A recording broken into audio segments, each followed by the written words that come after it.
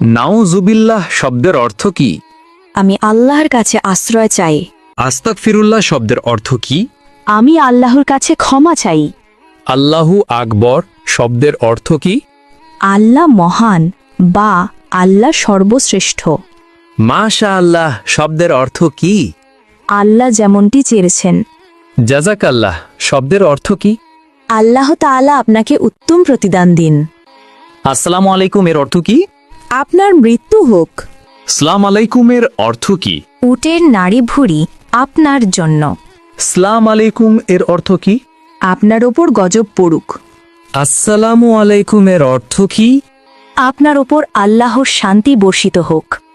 চৌধুরী শব্দের বাংলা অর্থ কি? 4 অঞ্চলের প্রধান। শিকদার শব্দের বাংলা অর্থ কি? জমিদারের সহকারী। খন্দকার শব্দের বাংলা অর্থ কি? ধর্মীয় জ্ঞান সম্পন্ন ব্যক্তি। শেখ শব্দের বাংলা অর্থ কি? জ্ঞানী বা পণ্ডিত। খান শব্দের বাংলা অর্থ কি? নেতা বা শাসক। মৃত্যুর পর শ্বাসযন্ত্র কতক্ষণ জীবিত থাকে? 4 ঘন্টা। মৃত্যুর পর মস্তিষ্ক কতক্ষণ জীবিত থাকে? 20 মিনিট। মৃত্যুর পর কিডনি কতক্ষণ জীবিত থাকে? 26 ঘন্টা। মৃত্যুর পর চুল কতক্ষণ জীবিত থাকে? 6 ঘন্টা। হজরত মুহাম্মদ সাল্লাল্লাহু আলাইহি ওয়াসাল্লাম এর কতজন সন্তান ছিল? 7 জন। জাকারিয়া আলাইহিসসালামের কতজন সন্তান ছিল? 4 জন। দাউদ আলাইহিসসালামের কতজন সন্তান ছিল? 4 জন।